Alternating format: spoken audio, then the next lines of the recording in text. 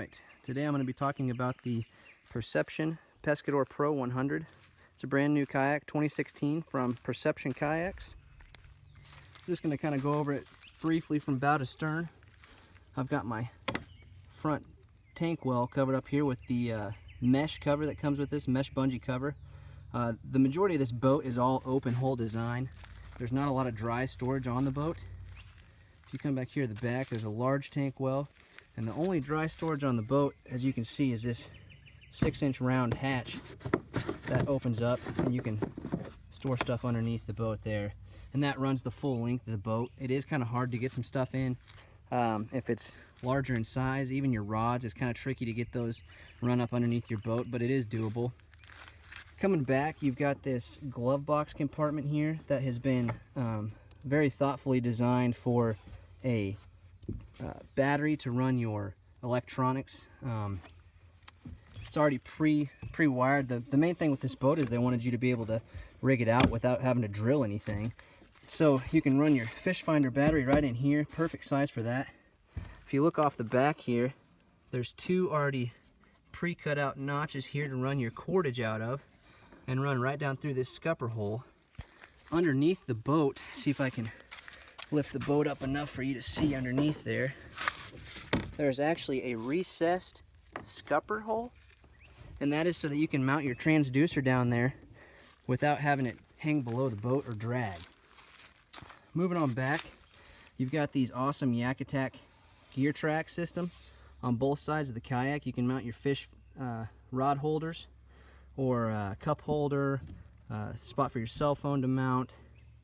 Got 4 scupper holes here. The boat's 32 inches wide, so it's a pretty stable boat. That's what a lot of people have been asking online and on my Instagram, is how stable of a boat this is, if you can stand up and fish out of it. And I'll show a short video of that here in just a minute.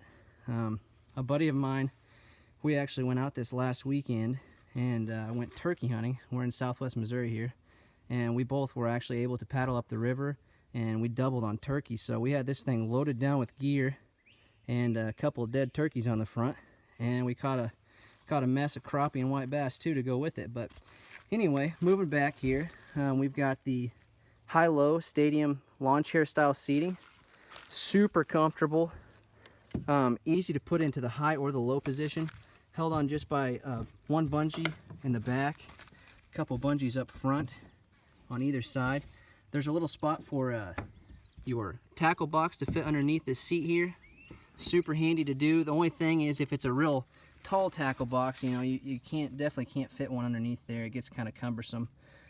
But just to move the seat into high-low position, you just pick it up and it moves right back just like that. Sits on this higher tier back here, and like I said, these are just held on by the bungees.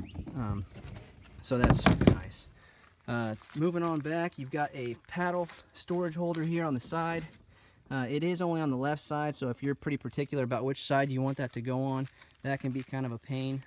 On this right side, this cleat does not come on the boat. This is the one thing that I've added on extra. It just came with my anchor, and I haven't got an anchor trolley system mounted on here yet, but that's coming in the future. You've got these bungee catches here on both sides. I normally have my chain stringer hanging off of this one going in the water. Super nice and easy to have there. Mounted, molded in grips on either side of the boat, along with your drilled on grip on the front, one on the back. Then you've got these two molded in flush rod mounts for your rods or your net.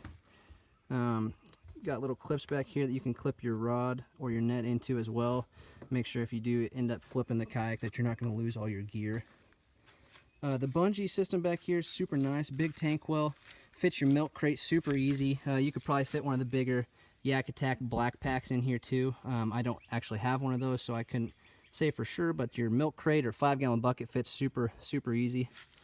The only dry storage, as I said in the beginning, is this 6-inch hatch here, and it's super easy to access from the seat. The only thing is, like I said, it's a little small, and you can't fit a whole lot of larger gear in there, so that's kind of a problem. Just got to use your dry bags. Coming on back to the very back, You know, just the standard handle here. You got your drain plug up top, and then if I can lift this up and show you, I'm doing this all by myself here, so it's kind of tough, but there's a skid plate down here off the rear in your most used area, most likely place that you're gonna end up dragging. So like I said, I've had this kayak in small rivers, super shallow rivers. Been on 10 mile or so float so far. The day that we killed the turkeys and paddled up the river, caught a bunch of fish and killed a couple turkeys. That was about a 5 mile paddle, and this thing tracks super well for a 10.5 foot boat. If you're fishing small rivers or lakes, also probably inshore fishing, this boat would be a great boat for you. Great, reasonable price. I ended up picking this up at Ozark Mountain Trading Company. Not sponsored or anything by them, but great guys to deal with. I would recommend them to anybody. I think this boat retails for mid 700 range. They had theirs on sale for $650, so got a good deal on that. They cut me a good deal, and super nice to deal with. But that's the kayak, just a brief overview, and then I'll show a quick clip of me stand-up paddling in it, and just to show you how this thing can handle. It is a little bit front heavy, and you'll see that in the video, but paddles really well, and I would be super comfortable paddling in this thing, stand-up paddling for a good length of time. So alright guys, I said I was going to show you a quick video of how this kayak is to stand up. I've got my wife behind the camera. This is the high position seating. The only thing this boat could use is probably a stand-up strap. It makes it a little bit easier to get up. And you can tell it's pretty stable sitting down in the high position, but standing up, it's super stable this way too. A little bit of rock side to side, but it's not hard at all to stand up on. The only thing I'll say about this kayak is it is a little bit front heavy. I don't know if you can see it in the video or not, but it makes it really easy to spin this boat around. The back end just spins pretty quick and easy. And it's super stable to stand up, and you can paddle this thing for all day and not be super wobbly. But anyway, hope this helps some of you guys. So as you can tell from that last clip, this boat is super stable. You can stand up and paddle on this without any problems. I'm about 6 foot, 150 to 155 pounds, and I have no problems. Completely confident in standing in that boat.